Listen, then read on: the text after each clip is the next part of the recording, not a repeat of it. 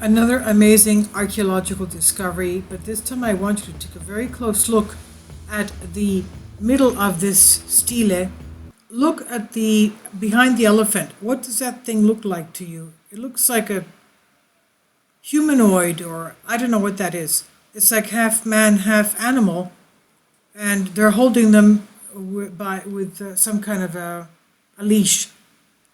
One of them is the man in the end has one of those entities over his shoulders.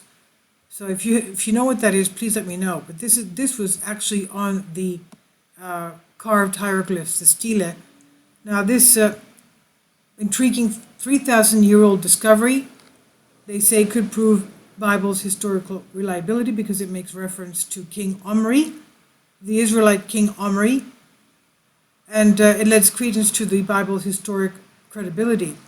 Now, there are a lot of archaeologists who go with Bible in hand in order to find the locations of some of these digs so that they can have a better chance of finding something.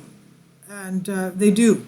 Now, although the Israelite King Omri does not feature prominently in Scripture, archaeology has shed more light on his reign. Particularly, Omri is named in the Mesha stele, or the Moabite stone, which has been dated to about 840 BC. The nearly 3,000-year-old stone slate was discovered in 1968 in Jordan and is touted as the longest Iron Age text found in the Levant. According to Tom Meyer, professor in Bible and theology at Shasta Bible College and Graduate School in California, the discovery validates passages found in the Book of Kings. Professor Meyer says that numerous archaeological discoveries have come to light relating to the Israelite King Omri, who reigned for a short period of 12 years over the northern kingdom of Israel from 1884 to 872 BC. From 884 to 872 BC. Though King Omri is given little attention on the pages of the Holy Bible compared to other kings, these archaeological discoveries shed light on his famous and powerful reign. As far as for the first object, the name Omri appears on the Mesha stele, which was the first ever mention of an Israelite king outside of the pages of the Holy Bible. The Mesha stele has been dated to the time of King Ahab, Jezebel's husband. King Ahab, the son of and successor of King Omri. Now discovered by French archaeologist Charles Clermont Ganneau, the stele was shattered by a local Bedouin tribe, the Beni Hamida, searching for gold in 1969. And today the slab features numerous cracks and is reconstructed with 34 surviving inscriptions. Professor Mayer said, fortunately the plaster cast was made prior to its destruction. The original stele was constructed and is now on display in the Louvre Museum in Paris.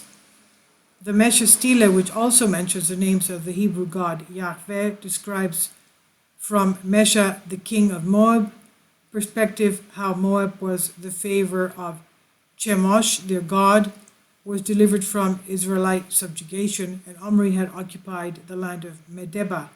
According to the Bible, Omri and Ahab were subject to heavy taxation by the king of Moab to the tune of 100,000 rams and 100,000 lambs every year. Professor Meyer believes the king supplied the demand for wool through a port city of Tyre in modern-day Lebanon. He said Tyre needed textiles in order to produce their infamous purple dye products. The purpose of the stele is indicated in lines 3 to 4, where King Mesha says that he erected the stele at the high place of Karho to venerate Chemosh, his god.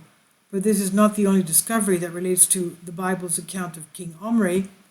The black obelisk of Shalmaneser, where we saw the Shalmaneser III, dated about 840 BC, also names the Israelite king. And this is what we're looking at now, the one with the humanoids. Okay, so that's the obelisk, the black obelisk of Shalmaneser III. The Assyrian obelisk was discovered in 1846 by archaeologist Sir Austin Henry Layard and is on display at the British Museum. The inscription on the obelisk reads, "I received the tribute of Launa or Yauna or Jesu, Yahu, son of the people of the land of Omri, silver, gold, and a golden bowl, a golden vase with pointed bottom, golden tumblers, golden buckets, tin, and a staff for a king, and spears. Professor Mayer said Shalmaneser III of Assyria, who ruled from 859 to 824 BC, not only refers to the next king of Israel, Yahu, the son of Omri, but the obelisk also provides Yahu's picture, the only image of an Israelite king ever discovered. Even 100 years after Omri's death, his famous and powerful reign is remembered by a series of famous Assyrian kings like Tiglath-Pileser III and Sargon II, who mentioned the northern kingdom of Israel as Omri land. There is no doubt that these discoveries relate to the famous King Omri, and they help confirm the historical reliability of the biblical record.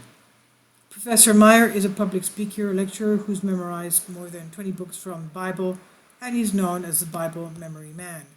So this is from Sebastian Ketley on Express UK. So this black obelisk, the black obelisk of Shalmaneser III. Please tell me what you think these humanoids are, the ones that are on a leash. They look like human heads to me. Are they some kind of a god like Pan, or obviously it's transhumanism here?